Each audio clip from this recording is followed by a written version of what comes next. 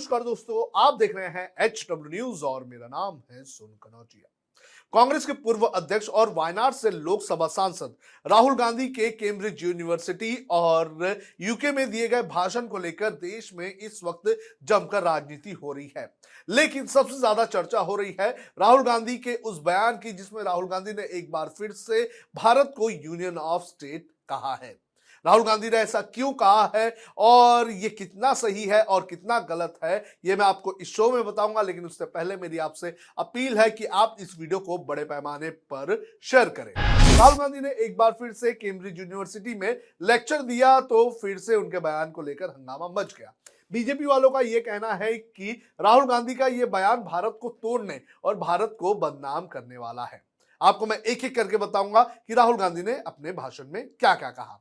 सबसे पहले जो हंगामा मचा हुआ है राहुल गांधी के बयान को लेकर वो ये है कि राहुल गांधी ने भारत को यूनियन ऑफ स्टेट कहा, यानी कि राज्यों का संघ। इसको लेकर जो बीजेपी है वो जमकर कांग्रेस पर हमलावर हो चुकी है। राहुल गांधी ने खुले विचारों को लेकर भी बयान दिया।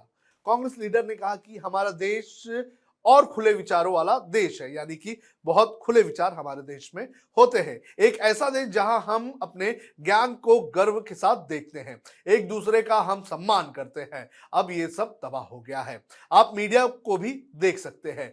इसके बाद ही मैंने भारत जोड़ो यात्रा करने की ठानी। इसके आगे कैम्ब्रिज यूनिवर्सिटी में उन्होंने ये कहा कि मैं कैम्ब्रिज में बोल सकता हूं लेकिन भारतीय यूनिवर्सिटी में नहीं। उन्होंने कहा कि मुझे बड़ा अजीब लगता है, एक भारतीय लीडर कैम्ब्रिज में अपनी बात कह सकता है, हार्वर्ड में अपनी बात कर सकता है, लेकिन भारतीय यूनिवर्सिटी में वो अपनी बात नहीं रख सकता है। विपक्ष किसी मुद्दे पर चर्चा करे, सरकार ऐसा नहीं होने देती है। ये वो भारत नहीं है जिसे हम जानते थे। तो राहुल गांधी ने ये सारी चीजें यूके में और जो कैम्ब्रिज यूनिवर्सिटी है उसमें कही है। अब सबसे ज्यादा चर्चा जिस चीज को लेकर हो रही है वो हो रही है राहुल गांधी के उस बयान की जिसमें राहुल गांधी ने भारत को यूनियन ऑफ स्टेट कह दिया। मैं आपको बताता हूं कि हमारा संविधान क्या कहता है।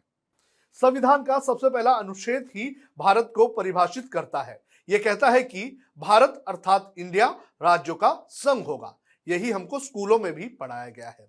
तो राहुल गांधी ने जो कहा है वो संविधान के आर्टिकल 1 के अनुसार कहा है और हमारे आर्टिकल में भी ये कहा गया है कि India is union of state. जानकारों के मुताबिक सही मायने में भारत एक संघीय गणराज्य है। देश में केंद्र और राज्य सरकारों के बीच शक्तियों का बंटवारा किया गया है। जहां केंद्र सारे राष्ट्रीय हितों के लिए उत्तरदायी है, वहीं राज्य सरकारें अपने रोजमर्रा के काम के लिए जिम्मेदार हैं और वो अपना शासन देखती हैं। इसी आधार पर अगर देख लिया जाए तो राहुल गांधी ने जो कहा है कि भारत जो है वो राज्यों का संघ है, तो उनका ये कहना सही है।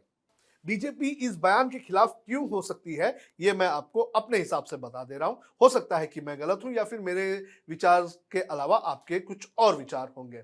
मुझे लगता है कि बीजेपी ये कहने की कोशिश कर रही है कि राहुल गांधी जो बार बार यूनियन ऑफ स्टेट कहकर देश को संबोधित कर रहे हैं, तो उससे राहुल गांधी हो सकता है कि राज्यों के बीच में दरार लाए, एक दूरियां बनाने की कोशिश करे।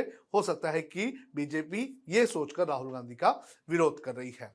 इसके पहले राहुल गांधी ने जब कैम्ब्रिज यूनिवर्सिटी में इसी तरह का अपना पॉइंट ऑफ व्यू रखा था तो उस वक्त भी राहुल गांधी के बयान को लेकर एक अधिकारी ने सवाल उठाए थे। तो राहुल गांधी का ये जो बयान है, ये अगर हम हमारे कॉन्स्टिट्यूशन को देख लें तो कॉन्स्टिट्यूशन के आर्टिकल 1 के हिसाब से ये सही बयान है।